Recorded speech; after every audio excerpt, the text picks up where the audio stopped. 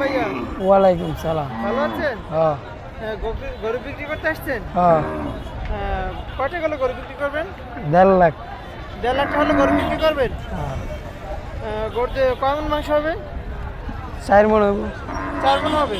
হ্যাঁ, আলহামদুলিল্লাহ, দেখতে তো গরুটা অনেক সুন্দর লাগছে। 4 মণ মাংস হবে। তাহলে এত কম দামে গরু বিক্রি করতেছেন কেন? ভাই টাকার দরকার।